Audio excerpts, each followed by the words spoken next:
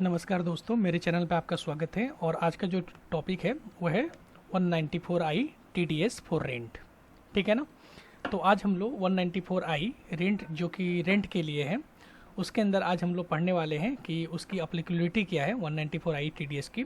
उसके अंदर जो रेट्स क्या हैं, कटअप्स क्या हैं, या चेंजेस वगैरह क्या आया है 194i के अंदर, वही हम लोग पढ़ने वाले हैं। तो सबसे पहले मैं एक आपको दिखाऊं कि दिख रहे हैं ना, ये डायग्राम में जो आप ये घर दिख रहे हैं ना, मान लीजिए कि अगर कोई ओनर से मैं अगर ये रेंट पे ये घर मैं ले लेता हूँ, ठीक है ना, अगर रेंट पे मैं ये घर ले लेता हूँ तो मैं क्या कहलाऊँगा, टेनेंट।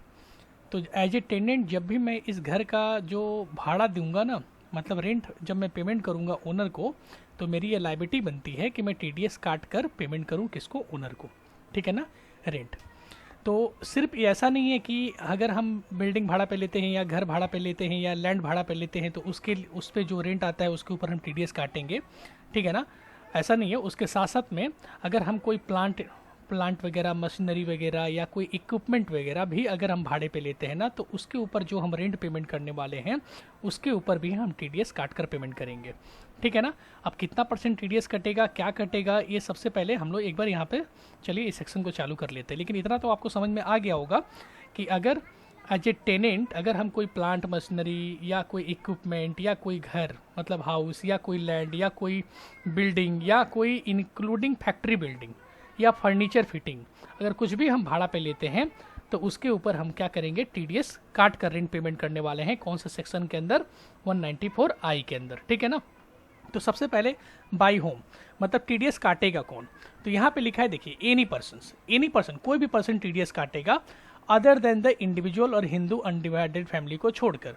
कहने का मतलब कि इंडिविजुअल और हिंदू अनडिवाइडेड फैमिली को छोड़कर whose account are not required to audited during the immediately preceding previous year.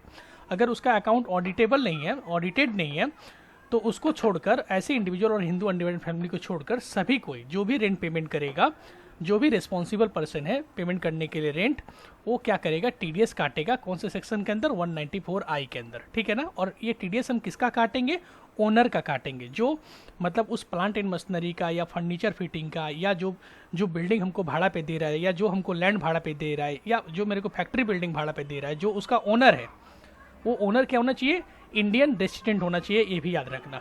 ठीक है ना। वो रेसिडेंट कौन होना चाहिए, मतलब वो जो ओनर है ना वो इंडियन रेसिडेंट होना चाहिए। अगर वो इंडियन रेसिडेंट है तो ही हम उसका 194i के अंदर TDS काट सकते हैं। अब रेट का अगर बात कर ले भाई, अच्छा, रेट से पहले एक चीज़ और मैं बात कर ले रहा हूँ कि TDS हम काटेंगे कब, तो at the time of payment और at the time of credit whichever is earlier. जैसा कि मैं अभी थोड़ा देर पहले, मतलब कहने का मतलब कि थोड़ा देर पहले जो मैंने आपको वीडियो एक अपलोड किया था उसमें मैं 194C के बारे में बात किया था। तो 194C में भी मैंने बताया था कि at the time of payment और at the time of credit whichever is earlier. इसका मतलब क्या होता है कि जब आप उस रेंट की एंट्री अपने बुक में ले रहे हो, चाहे आप टैली में ले लो, चाहे ACP में ले लो या ओरेकल में ले लो, या किसी भी अपने बुक में जब वो एंट्री ले रहे हो, और at the time of payment या जब आप उस ओनर को रेंट पेमेंट कर रहे हो, विच एवर इज अर्लियर, जो डेट पहले होगा उस डेट को हम लोग क्या करेंगे, TDS डिडक्ट करेंगे। अब TDS का रेट क्या है, तो TDS का दो रेट है, एक तो 2% है और एक 10% है। ठीक है ना। 194i के अंदर दो रेट आते हैं, 2% और 10% का। अगर आप प्लांट इन मशीनरी, ठीक है ना, अगर आप कोई प्लांट भाड़ा पे लेते हो या मशीन लेते हो या कोई इक्विपमेंट लेते हो, JCB मशीन वगैरह अगर आप भाड़ा पे लेते हो, तो आप जो JCB का जो ओनर है या जो प्लांट एंड मशीनरी का जो ओनर है, आप उसको जब आप रेंट पेमेंट करोगे ना, तो 2% TDS काट कर आप पेमेंट करेंगे। ठीक है ना। और अगर आप मान लीजिए किसी से लैंड भाड़ा पे ले लिए, बिल्डिंग भाड़ा पे ले लिए, इंक्लूडिंग फैक्ट्री बिल्डिंग अगर आपने भाड़ा पे ले लिया, या फर्नीचर फिटिंग अगर आपने भाड़ा पे ले लिया, तो ऐसे केसेस में जब हम उसका रेंट पेमेंट करेंगे तो TDS क्या करेंगे, हम लोग 10% काट लेंगे। ठीक है ना। तो जो भी रेंट होगा उसका 2% अगर प्लांट एंड मशीनरी होगा, और अगर लैंड और बिल्डिंग होता है तो 10% हम लोग काट कर किसको पेमेंट कर देंगे, ओनर को पेमेंट कर देंगे। और ये जो 2% और 10% जो हम TDS काटे हैं, डिडक्ट किए हैं, ये TDS हम लोग क्या करेंगे, गवर्नमेंट को नेक्स्ट महीने के 7 तारीख तक जमा करवा देते हैं।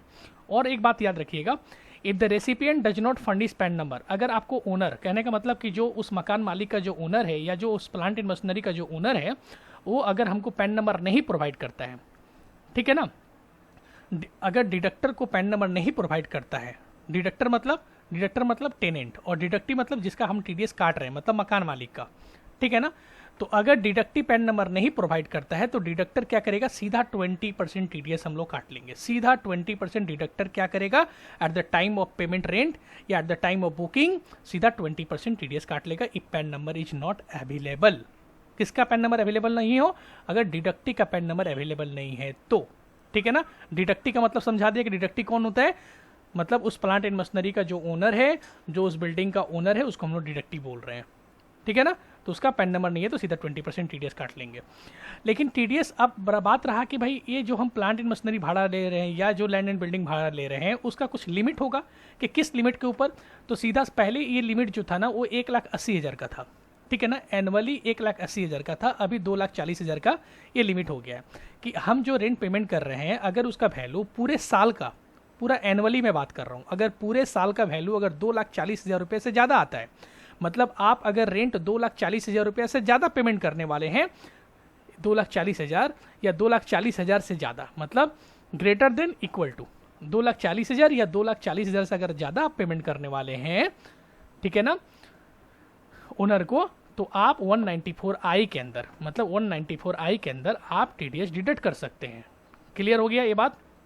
यहाँ पे कुछ और भी कंडीशन है, ये कंडीशन थोड़ा सा हम लोग ध्यान में रखेंगे। 194I के अंदर जब हम लोग टीडीएस डिडक्ट करेंगे तो एक कुछ पॉइंट है जो कि एक्स्ट्रा पॉइंट है, इसको भी हम लोग ध्यान में रखकर चलेंगे।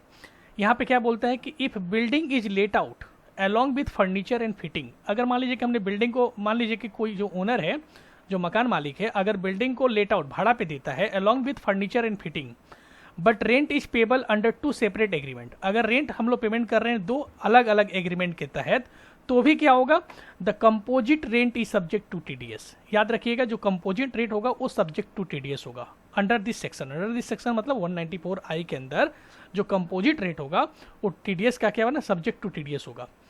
ये पॉइंट हम लोग को 194I के अंदर याद रखने की जरूरत है।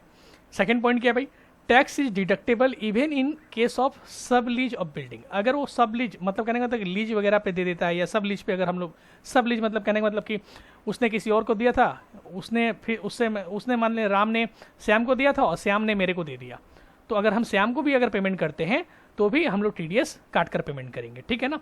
सब लीज के केसेस में या लीज के केसेस में भी टीडीएस तो अप्लीकेबल है ही 194I के अंदर। थर्ड नंबर पॉइंट क्या बोलता है, where the tenant make non refundable deposit, अगर मान लीजिए कि where tenant make a non refundable deposit, अगर मान लीजिए कि टेनेंट कौन है भाई, हम ही लोग टेनेंट है ना। अगर मैं कोई नॉन रिफंडेबल डिपॉजिट करता हूँ ओनर के पास, मतलब इस मकान मालिक के पास एज ए टेनेंट, कहने का मतलब अगर कोई नॉन रिफंडेबल डिपॉजिट मैं जमा करता हूँ तो tax is deductible as such deposit, मैं टीडीएस काट कर उसको डिपॉजिट करूँगा, ठीक है ना। लेकिन अगर मान लीजिए कि नॉन रिफंडेबल नहीं है, रिफंडेबल अमाउंट में कि मैं आपको एडवांस मतलब एक घर भाड़ा पे लेने वाला हूँ, उसके लिए मैं आपको मतलब मान लीजिए कि लाख रुपए एडवांस में दिया जो कि रिफंडेबल है, तो उसके ऊपर टीडीएस नहीं काटूंगा। लेकिन अगर नॉन रिफंडेबल है तो वो टीडीएस उसके ऊपर अप्लीकेबल होगा, टीडीएस कटेगा। फोर्थ नंबर पॉइंट देख लीजिए, advance payment of rent is subject to TDS, अगर मैं एडवांस में भी प्रॉपर्टी के ओनर के मतलब डिडक्टी को अगर मैं एडवांस भी रेंट पेमेंट कर रहा हूँ ना तो वो भी सब्जेक्ट टू टीडीएस है, मैं टीडीएस काट कर ही पेमेंट करूंगा। नेक्स्ट पॉइंट क्या है, if municipal tax and ground rent etc are borne by tenant, अगर मैं एज ए टेनेंट अगर मैं म्युनिसिपल टैक्स और ग्राउंड रेंट अगर मैं बियर करता हूँ उस प्रॉपर्टी का, तो no tax will be deducted on such amount, तो उसके ऊपर क्या है, टीडीएस डिडक्ट नहीं होगा, ये याद रखिएगा। फिर नेक्स्ट पॉइंट क्या है, payment made to hotel accommodation taken on regular basis, कहने का मतलब कि होटल एकोमोडेशन से रिलेटेड जो भी बिल वगैरह जो भी पेमेंट मैं कर रहा हूँ रेगुलर बेसिस पे, वो भी क्या है, सब्जेक्ट टू टीडीएस है अंडर सेक्शन 194I के अंदर, ठीक है ना। Next point, if there are a number of pay, कहने का मतलब कि if there are a number of pay का मतलब वही डिडक्टी, अगर मान लीजिए कि डिडक्टी का नंबर बहुत सारा है और इच हैविंग डेफिनिट और एसेटेबल शेयर, मतलब उस प्रॉपर्टी में ना मान लीजिए कि एक प्रॉपर्टी है और उसमें जो डिडक्टी है वो 2-4 है या 5 है, तो ऐसे केसेस में जो लिमिट होगा ना, the limit of 1 lakh, 1 lakh, पहले तो ये 1,80,000 था, अभी मैंने बता दिया ना कि पहले 1,80,000 था, अभी 2,40,000 हो गया है। तो ऐसे केसेस में जो लिमिट देखेंगे 2,40,000 का will be applied to each of the pay separately, याद रखिएगा कि प्रत्येक मतलब सेपरेटली हम लोग पे का मतलब सेपरेटली डिडक्टी हम लोग सेपरेटली देखेंगे कि प्रत्येक का 2,40,000 क्रॉस करना चाहिए तो ही टीडीएस हम काटेंगे, अदरवाइज नहीं काटेंगे, ठीक है। Next, no TDS if pay is government और लोकल अथॉरिटी। अगर मान लीजिए कि गवर्नमेंट या कोई लोकल अथॉरिटी मेरे को भाड़ा पे दे के रखी है प्लांट एंड मशीनरी या फर्नीचर फिक्चर्स या बिल्डिंग वगैरह या फैक्ट्री बिल्डिंग वगैरह अगर मेरे को भाड़ा पे दे के रखी है, तब ऐसे केसेस में एज ए टेनेंट मैं उसका टीडीएस काटने के लिए लाइबल नहीं हूँ। मैं गवर्नमेंट और लोकल अथॉरिटी बॉडी अगर मेरा पे ही है, डिडक्टी है, तो मैं उसका टीडीएस नहीं काट सकता हूँ। No TDS if pay is government and local authority. ठीक है। Next last point, where housing charges will be attract TDS provision under section 194I। अगर वेयर हाउसिंग का चार्जेज, अगर मैंने वेयर हाउस भाड़ा पे लेकर रखा है, उसके चार्जेज में अगर मैं पेमेंट कर रहा हूँ तो भी सब्जेक्ट टू टीडीएस किसके अंदर, सब्जेक्ट टू टीडीएस के अंदर आता है। मतलब उसके ऊपर भी मैं टीडीएस काटूंगा 10%, और वो भी क्या है, सेक्शन 194I के अंदर कवर होगा। ठीक है ना। तो ये सेक्शन 194I के अंदर मैंने आपको बताया कि भाई डिडक्टर कौन होगा, ठीक है ना, डिडक्टर कौन होगा, डिडक्टी कौन होगा, कब हम टीडीएस काटेंगे, at the time of payment और at the time of credit whichever is earlier, उसके रेट वगैरह क्या होंगे, प्लांट एंड मशीनरी के लिए रेट क्या होगा, लैंड एंड बिल्डिंग के लिए रेट क्या होगा, अगर पैन नंबर प्रोवाइड नहीं करता है तो 20% टीडीएस कटेगा। ठीक है। टाइम एग्जिम्पशन लिमिट का बताया कि लिमिट कितना है, 2,40,000 का है। फिर कुछ मैंने केसेस आपके साथ डिस्कस किया, और ये रहा एक एग्जाम्पल।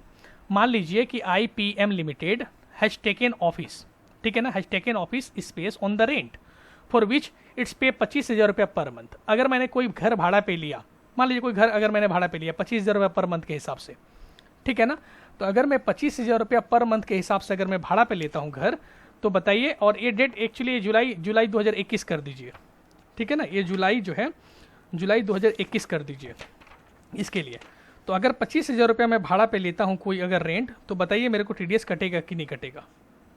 अगर पर मंथ मैं लेता हूं तो मैं काटूंगा कि नहीं काटूंगा। तो पहले एक बात आपको बता दूं कि अगर आपको 25,000 को 12 से मल्टीप्लाई कर दीजिए, ठीक है ना, अगर इसका वैल्यू 2,40,000 रुपया से ज़्यादा क्रॉस कर जाता है, 2,40,000 रुपया क्रॉस कर जाता है, तो मैं फर्स्ट मंथ, ठीक है ना, टीडीएस क्या होगा, we can deduct TDS from the month 1 without waiting from the month in which the total amount exceed the exemption limit.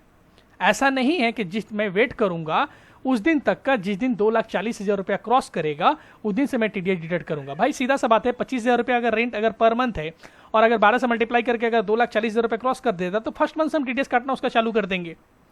ठीक है ना, अगर 2,40,000 क्रॉस कर दे रहा है तो काटना चालू कर देंगे।